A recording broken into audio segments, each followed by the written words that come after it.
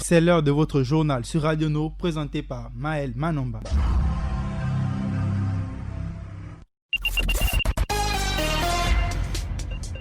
Assalamu alaikum. Je suis accompagnée dans cette édition d'information d'Adiza Adamou à la page musulmane, Ida Ibinga pour le reste de l'actualité à l'international. Devant les machines à la mise en onde, Paturel Minsa. Après l'équipe technique, voici les titres. Marcel Libama, l'enseignant et syndicaliste, sollicite du gouvernement une indemnité Covid-19 aux enseignants de terminale. Les populations souhaitant regagner Libreville ne sont pas soumises aux tests de négativité au Covid-19. 35 000, c'est le chiffre de notre rédaction. Je reviens derrière la transition pour les détails. Si la reprise des cours ne concerne que les classes de terminale, il sera logique d'octroyer une prime de Covid-19 à ces enseignants. C'est ce que pense Marcel Libama, l'enseignant syndicaliste, qui demande au gouvernement d'octroyer une indemnité Covid-19 aux enseignants de terminale qui sont appelés à reprendre les cours pour organiser les épreuves du baccalauréat à la mi-août. C'est suite aux nombreuses incompréhensions sur la mesure faisant obligation à tout voyageur de présenter un test Covid-19 négatif que le porte-parole du comité de pilotage du coronavirus, le COPIL coronavirus, le docteur Guy-Patrick Obiandong, a édifié lundi dernier au cours de sa traditionnelle conférence de presse que les populations de l'intérieur du pays souhaitant se rendre à Libreville n'étaient pas concernées par cette mesure. Elle ne concerne que les habitants du Grand Libreville qui souhaitent se rendre à l'intérieur du pays et non le sens inverse. 35 000, c'est le chiffre de notre rédaction. Après le Parti démocratique gabonais, c'est la société chinoise Huawei Technologies qui offre 35 000 masques au comité de pilotage et du plan de veille et de riposte contre le coronavirus. Avec Adiza Adamou à présent, on fait un tour dans le monde musulman pour la page musulmane. Assalamu alaikum Adiza. Walikoum salam Maël. Dans la page musulmane du jour, on évoque les mesures de sécurité spéciale Hajj en Arabie Saoudite. En Israël et dans les territoires palestiniens, le confinement se renforce étape par étape. Et on parle aussi de la célébration du 58e anniversaire de l'indépendance algérienne qui a été marquée par la restitution de 24 crânes ayant appartenu aux Algériens à l'époque coloniale.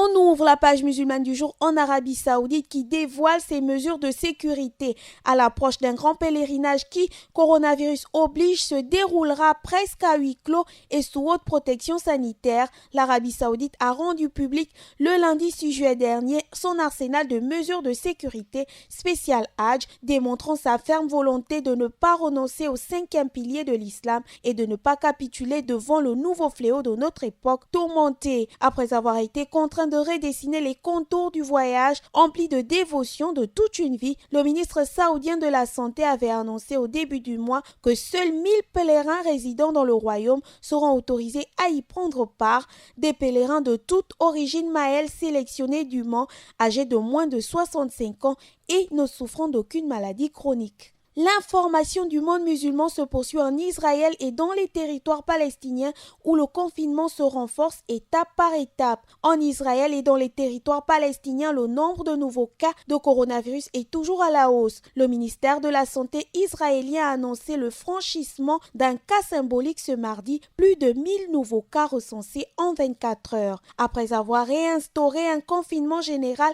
jusqu'au moins mercredi matin, le gouvernement palestinien souhaite désormais fermer totalement l'accès à son territoire. Le premier ministre palestinien demande à Israël de fermer les points de passage et il annonce également qu'il entend demander à l'ONU de prendre le contrôle. On clôture les informations du monde musulman avec la célébration de l'indépendance de l'Algérie, cette année marquée par la restitution de crânes de combattants algérien. Alors que l'Algérie a fêté ce dimanche 5 juillet le 58e anniversaire de son indépendance, la question de la mémoire coloniale reste au cœur de ses relations avec la France. Le contexte actuel de questionnement des mémoires coloniales provoqué par la mort de George Floyd aux États-Unis et le mouvement Black Lives Matter a également ravivé le débat sur l'importance pour les anciennes puissances coloniales de reconnaître leurs actions passées. Soulignons que lors de la commémoration de ce 58e anniversaire, 24 crânes de combattants algériens datant de la période coloniale et gardés par la France sont retournés en Alger. Voilà Maëlle, les informations du jour dans le monde musulman.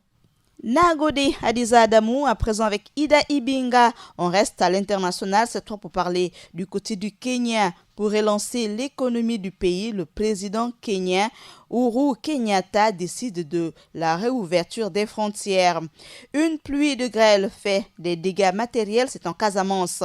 Les formations du nouveau gouvernement du côté de la France, et on parlera pour terminer de la diplomatie étrangère à Hong Kong qui fait face à la loi de sécurité nationale. À présent, Ida Ibinga, assalamu alaikum. Wa alaikum salam Maël, voici le développement des titres.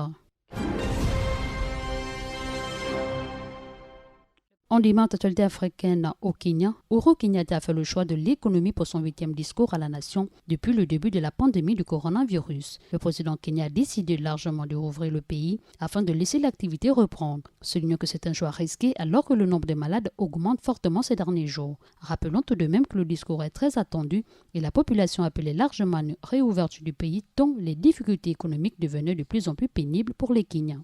Retenons que les confinements partiels de Nairobi, des comtés de Mandera et Mombasa sont levés. Le 15 juillet, des vols domestiques reprendront, puis ce sera au tour des vols internationaux le 1er août prochain. Les lieux de culte peuvent de nouveau accueillir du public dans certaines limites.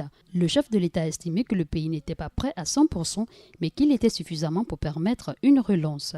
On reste en Afrique cette fois-ci au Sénégal. Des pluies de grêle se sont abattues il y a quelques jours en Casamance, dans le sud du Sénégal. Les toitures de maisons ont été abîmées et les habitants sont inquiets. Disons que c'est un épisode météorologique très rare dans le pays, mais qui pourrait devenir de plus en plus fréquent. L'actualité se poursuit du côté de l'Europe, pas de grands bouleversements. Le nouveau gouvernement dirigé par Jean Castex s'inscrit dans la trajectoire du président avec une orientation centre-droit et quelques surprises qui retiennent l'attention des commentateurs. En refermant l'actualité internationale en Asie-Pacifique, Hong Kong va appliquer vigoureusement la loi sur la sécurité nationale, a prévenu la chef de l'exécutif local, alors que les voix continuent de s'élever pour condamner sa promulgation. Soulignons que le chef de la diplomatie américaine, Mark Pompeo, a dénoncé le lundi 6 juillet un acte de censure de la Chine. Mais la destruction par le Parti communiste chinois à Hong Kong libre continue, a-t-il déclaré, condamnant ce qu'il a qualifié de dernière mesure contre les droits et les libertés du peuple de Hong Kong, d'où la cause de cette colère. Merci Maël, merci fidèle, c'est tout pour cette page internationale du jour. Diboti Daibinga, Kiba Minta Paturel, Maël Manomba de Mwabi à la présentation. Et comme chaque jour, votre édition d'information, c'est à 20h, à 23h et à 8h. Bien sûr, nous sommes en direct pour le 16h chaque jour. Bon confinement à l'écoute de la Radio Nour. La passion du savoir. Assalamu alaikum. Radio Nour, il est 16h.